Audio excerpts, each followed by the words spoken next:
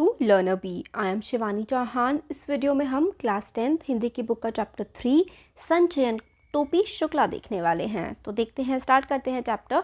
इफ़न के बारे में कुछ जान लेना चाहिए, इसलिए क्योंकि इफ़न टोपी का पहला दोस्त था। तो इफ़न के बारे में हम लोग इस चैप्टर में स्टार्टिंग में पढ़ रहे हैं, क्योंकि इफ़न टोपी का सबसे पहला दोस्त था, इसलिए हम लोग इफ़न के बारे में बात कर रहे हैं। इस इफ़न को टोपी ने सदा इफ़न कहा, तो इफ़न को टोपी ने सदा इफ़न ही कहा। इफ़न ने इससे बुरा माना, बट इफ़न को अच्छा नहीं लगता था कि टोपी उसको इफ़न कह करके बुलाता है, परंतु वह इफ़न पुकारने पर बोलता रहा। बट जब टोपी उसको इफ़न बोलता था तो हाँ, वो रिप्लाई कर देता था। इसी बोलते रहने से उसकी बड़ाई थी, और वो बड़ाई थी मतलब क्योंकि उसे पसंद नहीं था, फिर भी वो बात करता रहा टोपी से, जबकि टोपी जब इफ़न उसको बुलाता था ना इफ़न को, तब उसे अच्छा नहीं लगता था। ये नामों का चक्कर भी अजीब होता है। उर्दू और हिंदी एक ही भाषा, हिंदवी के दो नाम है। तो हिंदवी के दो नाम है, एक उर्दू है और एक हिंदी है, परंतु आप खुद देख लीजिए कि नाम बदल जाने से कैसे कैसे घपले हो रहे हैं। तो लोगों में दंगे फसाद हो जाते हैं नाम बदलने के चक्कर में। नाम कृष्ण हो तो उसे अवतार कहते हैं, और मोहम्मद हो तो पैगंबर। नामों के चक्कर में पड़कर लोग ये भूल जाते हैं कि दोनों ही दूध देने वाले जानवर को चराया करते थे, दोनों ही पशुपति गोवर्धन और ब्रज कुमार थे। इसलिए तो कहता हूँ कि टोपी के बिना इफ़न और इफ़न के बिना टोपी ना केवल यह कि अधूरे हैं, बल्कि बेमानी है। तो इफ़न के बारे में और टोपी के बारे में, अगर टोपी के बारे में जानना है तो इफ़न के बारे में जानना पड़ेगा।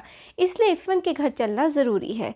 यह देखना ज़रूरी है कि उसकी आत्मा के आंगन में कैसी हवाएं चल रही थी और परंपराओं के पेड़ पर कैसे फल आ रहे थे। तो उसके घर में क्या चल रहा था, किस तरीके की वहाँ उसके घर की परंपराएँ थीं और क्या सब चल रहा था। और हाँ, इसका PDF आप लोगों को टेलीग्राम ग्रुप जो है हमारा लर्नर बी का, वहाँ पे ले सकते हैं, और डिस्क्रिप्शन बॉक्स में हम उसका लिंक प्रोवाइड कर देंगे, ठीक है। इफ़न की कहानी भी बहुत लंबी है, परंतु हम लोग टोपी की कहानी कह सुन रहे हैं। तो इफ़न की कहानी अपने आप में बहुत बड़ी है, बट हम फिलहाल तो टोपी की कहानी सुन रहे हैं, इसलिए मैं इफ़न की पूरी कहानी नहीं सुनाऊंगा, बल्कि केवल उतनी ही सुनाऊंगा जितनी टोपी की कहानी के लिए ज़रूरी है। तो टोपी की कहानी, हम टोपी शुक्ला के बारे में हम पढ़ रहे हैं, तो हमें टोपी की कहानी जाननी है, पर टोपी की कहानी में इफ़न की कहानी जितनी ज़रूरी है उतनी लेखक ने बताई हुई है। मैंने इसे ज़रूरी जाना कि इफ़न के बारे में आपको कुछ बता दूं, क्योंकि इफ़न आपको इस कहानी में जगह जगह दिखाई देगा। तो कहते हैं ना, स्टोरी टेलिंग जब होती है तो एक इंसान की नहीं होती, काफ़ी सारे लोगों की होती है। तो साइड वाले करेक्टर्स की भी बातें बताई जा रही हैं। और अगर अच्छी लगती है वीडियो तो ज़रूर लाइक करिए, इसे चैनल को सब्सक्राइब करिए। अब ना टोपी इफ़न की परछाई है और ना इफ़न टोपी की। ये दोनों तो आज़ाद व्यक्ति हैं। इन दोनों व्यक्तियों का डेवलपमेंट एक दूसरे से आज़ाद तौर पर हुआ है।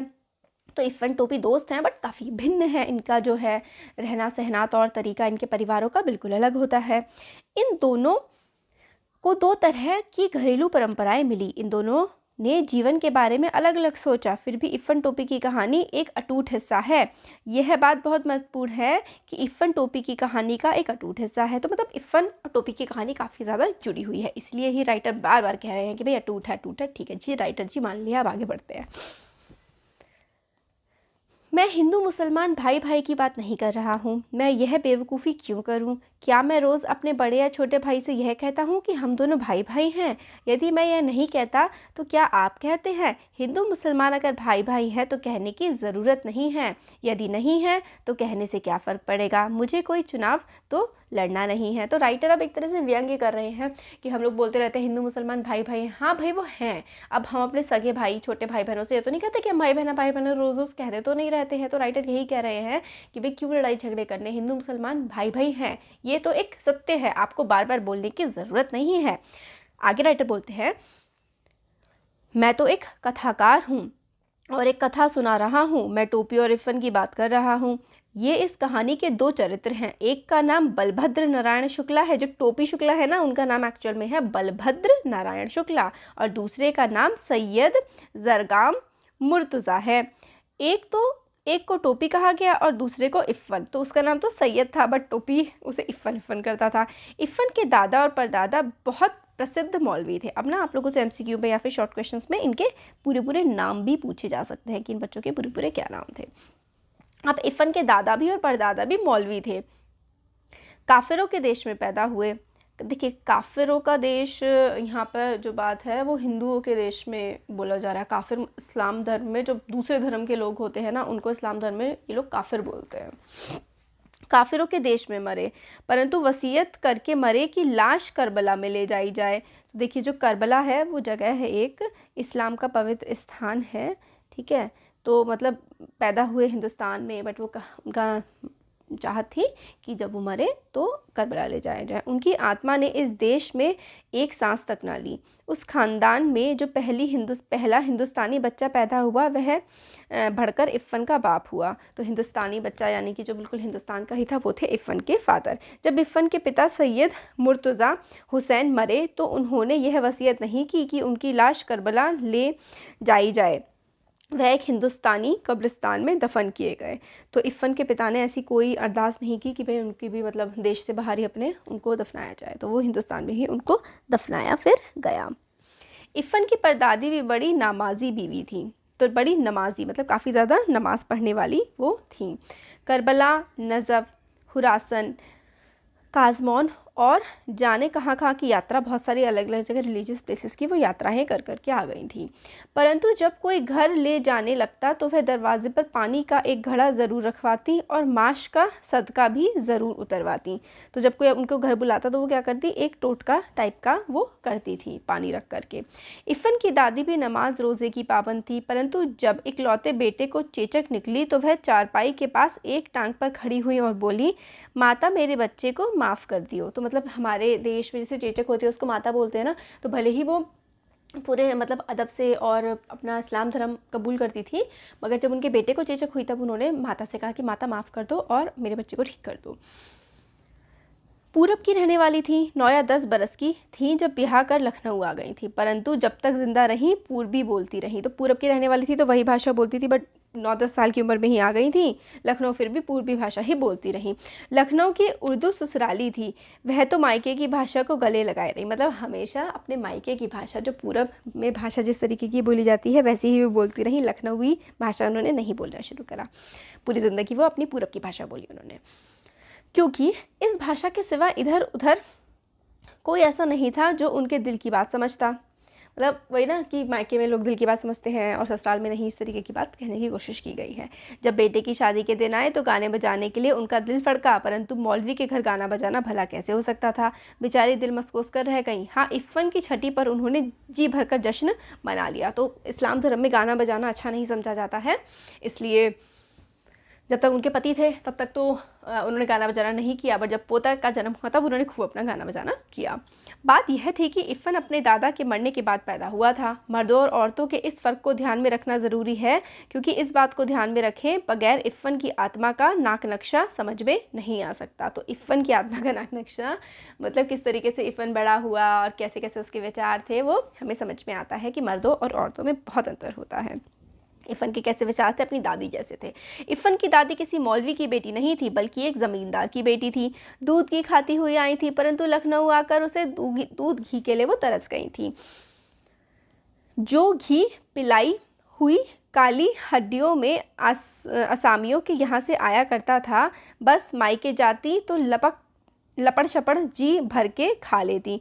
तो जब अपने मायके जाती थी तो फिर वही मतलब मस्त वाला घी दूध खाती थी। उन्हें अपने ससुराल में तो ये सब मिलता नहीं था, वहाँ पे होता ही नहीं था। लखनऊ आते ही उन्हें फिर मौलविन बन जाना पड़ता था। अपने मियाँ से उन्हें यही तो एक शिकायत थी कि वक्त देखे ना मौका, बस मौलवी ही बने रहते हैं। तो वो मतलब ये शिकायत थी कि हर समय मौलवी और रिलीजियस पर्सन ही बने रहना है, घर में मतलब एक पति की तरह नहीं, इस तरह से नहीं रहते थे वो। ससुराल में उनकी आत्मा सदा बेचैन रही। जब मरने लगी तो बेटे ने पूछा कि लाश करबला जाएगी या नजफ़, तो बिगड़ गई। बोली, ए बेटा, जौन तू से हमारी लाश न संभाली जाए तो हमारे घर भेज दी हो। तो मतलब उनसे कि करबला भेज दे, तो माँ तो यहाँ की ही, हिंदुस्तान की ही पली बड़ी थी, तो उन्हें तो नहीं भेजनी थी अपनी लाश करबला। तो अपने बेटे से कहने लगी कि भाई अगर तेरे से नहीं संभल रही है मेरी लाश तो मेरे घर भेज दे, मैं उधर क्यों, पूरब की वहीं संभाल लेंगे वो। मौत सिर पर थी, इसलिए उन्हें यह याद नहीं आया कि अब घर कहाँ है। घर वाले कराची में हैं और घर कस्टोडियन का हो चुका है।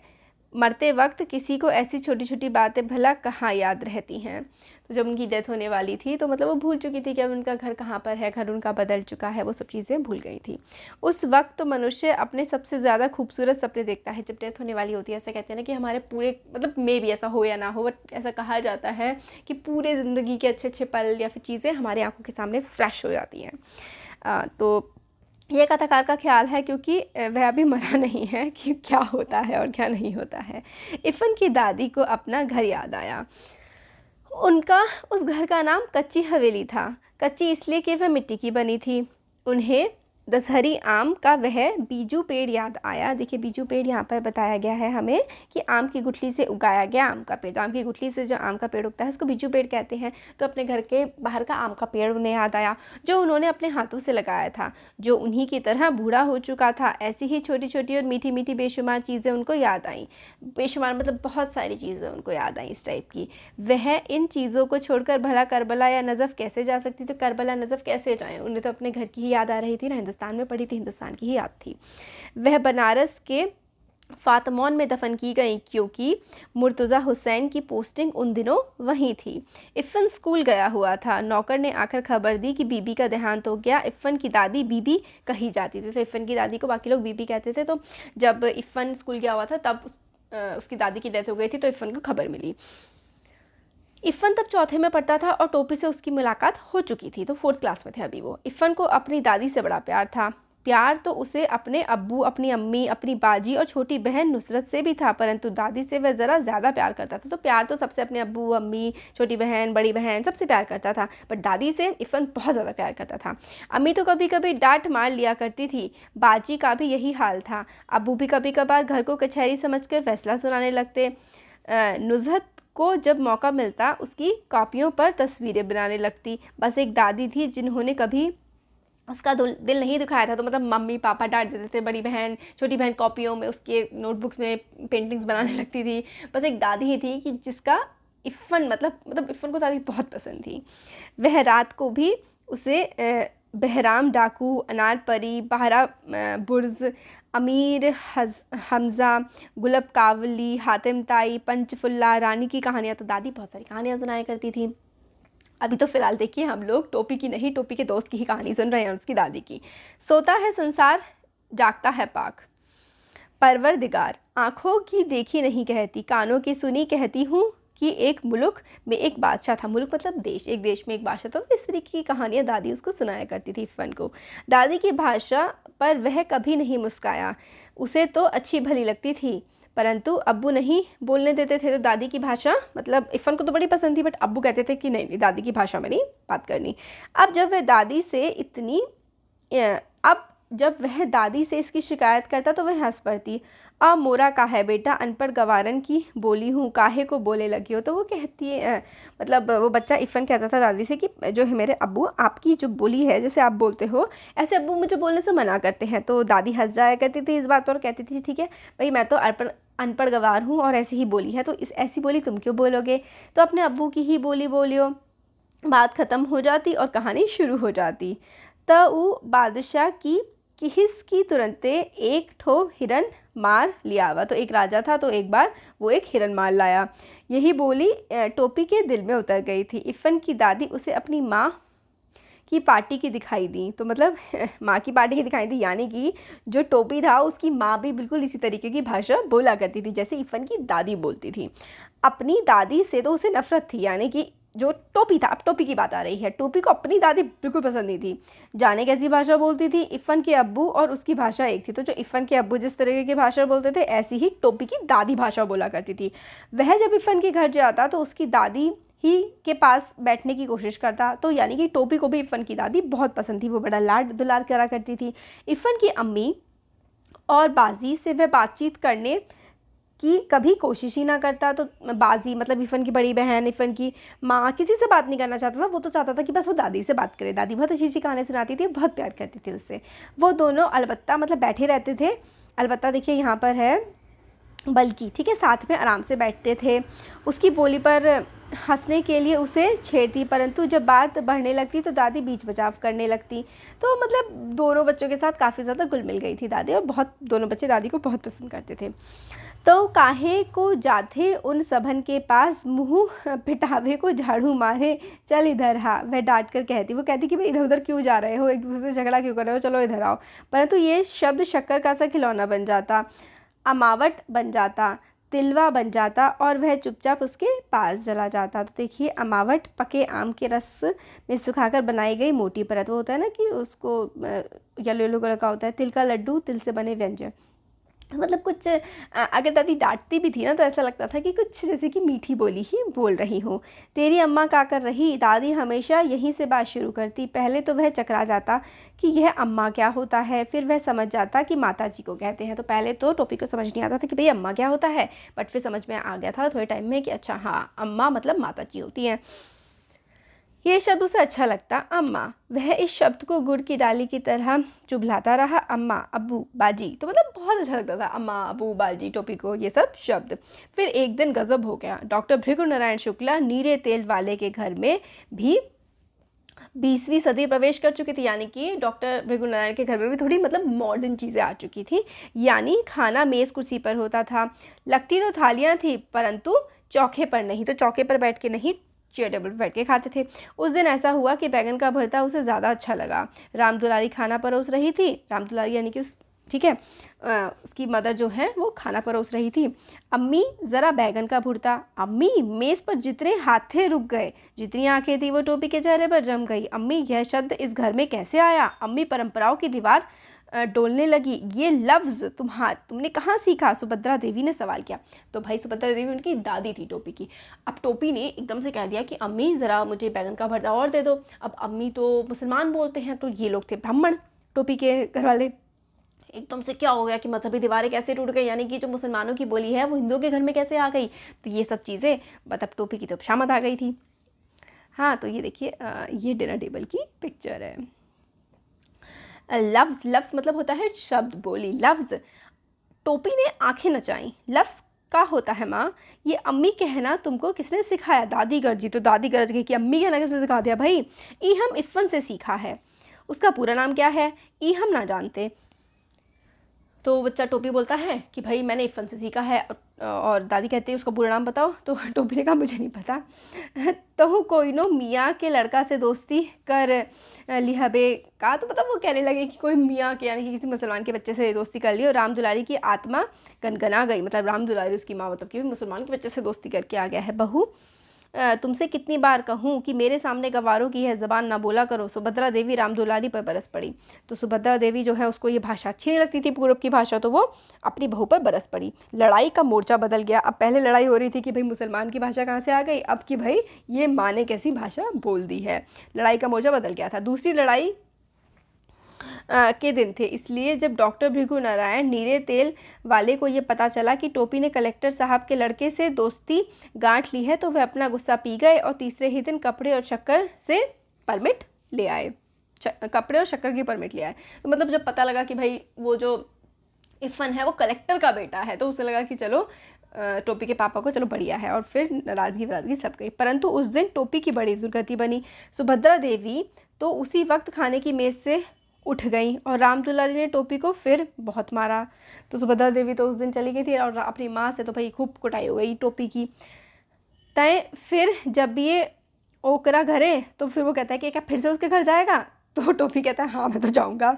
अरे तोहरा हाँ में लुका रहा आगे माटी मिलाओ। तो कहते हाँ बोलेगा अभी तुझे माटी मिला तो मतलब खूब पिटूंगी तुझे। राम दुलारी मारते मारते थक गए, परंतु टोपी ने ये नहीं कहा कि वह इफ़न के घर नहीं जाएगा। मुन्नी, बाबू और भैरव उसकी कुटाई का तमाशा देख रहे थे। कुटाई मतलब खूब पिटाई जो हो रही थी। तो मुन्नी और बाबू उसके भाई बहन जो थे वो बड़े मज़े में कि भाई पिटाई हो रही है, और माँ खूब मार रही थी टोपी को। हम एक दिन एको रहीम कबाबची की दुकान पर कबाबों खाते देखत रहा। मुन्नी बाबू ने तुड़का लगाया। तो मतलब उसने कहा कि भाई टोपी कबाब भी खा रहा था, मतलब झूठ बोल दिया। कबाब, राम राम राम। राम दुलारी गिन्ना के 2 कदम पीछे हट गई। टोपी मुन्नी की तरफ देखने लगा, क्योंकि असलियत यह थी कि टोपी ने मुन्नी बाबू को कबाब खाते देख लिया था और मुन्नी बाबू ने इसे एक इकन्नी रिश्वत की दी थी। टोपी को यह मालूम था कि वह चुगलखोर नहीं था। उसने अब तक मुन्नी बाबू को कोई बात इफ़न के सिवा किसी को नहीं बताई थी। तो जो भाई टोपी था वो तो मुन्नी बाबू किसी की बातें नहीं बताया करता था, बट ये जो उसके मुन्नी बाबू थे इसने तो अपनी जो गलती करी थी वो उसके टोपी के सर डाल दी कि टोपी ने कबाब खाया था। माँ को बड़ा गुस्सा आया। तू हमें कबाब खाते देखियो ना देखा रहा। तो मतलब मुन्नी बाबू ने कहा कि एकदम से वही माँ को बताया कि ये तो कबाब खा रहा था, और फिर टोपी ने कहा कि तुमने मुझे देखा था, तो फिर वो कहने लगे हाँ हाँ हाँ हाँ, तो तुमने उसी दिन क्यों नहीं बताया। सुभद्रा देवी ने सवाल किया, तो सुभद्रा देवी ने अब कहा कि भाई अगर देखा था खाते हुए तो उसी दिन क्यों नहीं बताया हमें। ये झुट्टा है दादी, टोपी ने कहा। तो टोपी ने कहा कि ये झूठ बोल रहा है। उस दिन टोपी बहुत उदास रहा। वह अभी इतना बड़ा नहीं हुआ था कि झूठ और सच के किस्से में पड़ता, और सच्ची बात तो यह थी कि वह इतना बड़ा कभी नहीं हो सका। उस दिन मतलब वो झूठ और सच के किस्सों में वो हमेशा मतलब थोड़ा बेचारा नादान ही रहा। जितनी भी उसकी उम्र रही वो हमेशा सच्चा ही बना रहा। अब उस दिन तो वह इतना पिट गया था कि उसका सारा बदन दुख रहा था। वह बस लगातार एक ही बात सोचता रहा कि अगर एक दिन के वास्ते वह मुन्नी बाबू से बड़ा हो जाता तो समझ लेता उनसे, तो मतलब मुन्नी बाबू से वो बड़ा हो जाता तो वो मतलब ठीक कर देता उनको। परंतु मुन्नी बाबू से बड़ा हो जाना उसके बस में तो था नहीं। वह मुन्नी बाबू से छोटा पैदा हुआ था और उसने छोटा ही रहा उनसे। दूसरे दिन वह जब स्कूल में इफ़न से मिला तो उसने उसे सारी बात बताई। दोनों जोग्राफिया का घंटा छोड़कर सरक गए। जोग्राफिया यानी कि ज्योग्राफी का जो पीरियड था उसको छोड़ करके दोनों निकल लिए थे। पंचम की दुकान से इफ़न ने केले खरीदे। बात यह है कि टोपी फल के अलावा और किसी चीज़ को हाथ नहीं लगाता। तो टोपी तो कबाब खाता नहीं था, और ये तो सिर्फ फल खाता था, और झूठ बोला गया था उसके, मतलब जो मुन्नी बाबू था उसने झूठ बोला था। ऐसा ना हो सकता कि हम लोग दादी बदल लें। तो टोपी ने कहा कि अपने दोस्त से कि भाई तेरी दादी बड़ी अच्छी है और तू मेरी दादी ले ले, मुझे अपनी दे दे। तोरी दादी हमरे घर आ जाए और हमरी तोहरे घर चली जाए। हमरी दादी तब बोलियो तू ही लोगन को बोली थी। तो मेरी दादी तेरी दादी जो है वो बदल लेते हैं, क्योंकि जो मेरी दादी हैं, टोपी ने कहा, वो तेरे पापा जैसे बात करती है, और मेरी दादी तो मुझे बिल्कुल पसंद नहीं है, तो तू रख ले। यह नहीं हो सकता, इफ़न ने कहा। अब्बू ये बात नहीं मानेंगे, और मुझे कहानी कौन सुनाएगा। तुम्हारी दादी को 12 बुर्ज की कहानी आती है। तो फिर उसने एक दूसरे को ना मना कर दिया इफ़न ने कि मैं नहीं बदलने वाला दादी, मेरे पापा नहीं मानेंगे, और क्या तेरी दादी को कहानियाँ आती हैं, तू हमें एक ठो दादियों ना दे सकते हो। तो फिर टोपी कहते हैं कि क्या तू मुझे एक दादी भी नहीं दे सकता। टोपी ने खुद अपने दिल के टूटने की आवाज़ सुनी। जो मेरी दादी है वह मेरे अब्बू की अम्मा भी तो है। इफ़न ने कहा मेरी दादी थोड़ी है, मेरे अब्बू की अम्मा भी तो है वो। ये बात टोपी को समझ में आ गई। तुम्हारी दादी मेरी दादी की तरह बूढ़ी होंगी। हाँ, तो इफ़न ने कहा कि मेरी दादी जैसे बूढ़ी है तुम्हारी दादी भी बूढ़ी होंगी। तो फिक्र ना करो। इफ़न ने कहा मेरी दादी कहती है कि बूढ़े लोग मर जाते हैं। हमारी दादी ना मरी है, मरे मरेगी कैसे नहीं, क्या मेरी दादी झूठी है। तो फिर ये टोपी कहता है, मतलब पहले इफ़न कहता है कि मेरी दादी कहती है कि बूढ़े लोग तो मर जाते हैं। तो टोपी कहता है अरे मेरी दादी तो कहाँ ही मरने वाली है। तो इफ़न बोलता है अरे नहीं, मेरी दादी झूठ नहीं बोलती है, बूढ़े लोग मर जाते हैं। ठीक उसी वक्त नौकर आया और पता चला कि इफ़न की दादी मर गई हैं। तो इफ़न की दादी जो बहुत अच्छी थी उनकी डेथ हो जाती है। इफ़न चला गया, टोपी अकेले रह गया। वह मुंह लटकाए हुए जिम्नेजियम में चला गया। बूढ़ा चपरासी एक तरफ बैठा बीड़ी पी रहा था, एक कोने में बैठकर रोने लगा। तो टोपी को मतलब वो दादी बहुत पसंद थी, तो इसलिए वो रोने लगा। किसकी दादी? इफ़न की। अपनी दादी नहीं पसंद थी टोपी को। शाम को वह इफ़न के घर गया तो वहाँ सन्नाटा था। घर भरा हुआ था। रोज़ जितने लोग हुआ करते थे उससे ज़्यादा ही लोग थे, परंतु एक दादी न होने से टोपी को घर खाली सा लग रहा था। जबकि उसे दादी का नाम तक मालूम नहीं था। उसने दादी के 1000 कहने के बाद भी उनके हाथ की कोई चीज़ नहीं खाई थी। प्रेम इन बातों का पाबंद नहीं होता। टोपी और दादी में एक और ही संबंध हो चुका था, मतलब बहुत ज़्यादा एक फ्रेंडली नेचर था दादी का, और टोपी को दादी बहुत पसंद थी। इफ़न के दादा जीवित होते तो वह भी इस संबंध को बिल्कुल उसी तरह ना समझ पाते जैसे टोपी के घर वाले ना समझ पाए थे। तो अगर इफ़न के दादा होते तो मतलब नहीं समझ पाते, जैसे टोपी के खुद के घर वाले नहीं समझ पा रहे थे कि जो है टोपी इफ़न की दादी को कितना पसंद करता है। दोनों अलग अलग अधूरे थे, एक ने दूसरे को पूरा कर दिया था। दोनों प्यासे थे, एक ने दूसरे की प्यास बुझा दी थी। दोनों अपने घरों की अजनबी और भरे घर में अकेले थे। तो टोपी भी अपने खुद के घर में काफ़ी अकेला फील करता था, और इसी तरीके से जो इफ़न की दादी थी वो भी अपने खुद के भरे हुए घर में भी खुद को अकेला महसूस करती थी। दोनों ने एक दूसरे का अकेलापन मिटा दिया था। एक 72 बरस की थी और दूसरा 8 साल का। 72 साल की थी इफ़न की दादी, और जो टोपी था वो सिर्फ 8 साल का था। मोरी दादी की जगह हमारी दादी मर गई होती तो ठीक भया होता। टोपी ने इफ़न को पुरसा दिया। तो टोपी ने कहा इफ़न को कि तेरी दादी की जगह मेरी दादी मर गई होती तो ज़्यादा अच्छा होता। सहानुभूति मतलब सांत्वना टाइप की दी पुरसा। इफ़न ने कोई जवाब नहीं दिया, उसे इस बात का जवाब आता ही नहीं था। दोनों दोस्त चुपचाप रोने लगे और फिर दोनों चुपचाप रोने लगे। अब आगे का चैप्टर हम लोग नेक्स्ट वीडियो में देखेंगे। अच्छा लगा है तो ज़रूर वीडियो को लाइक करिए, चैनल को सब्सक्राइब करिए और शेयर करिए। Thank you.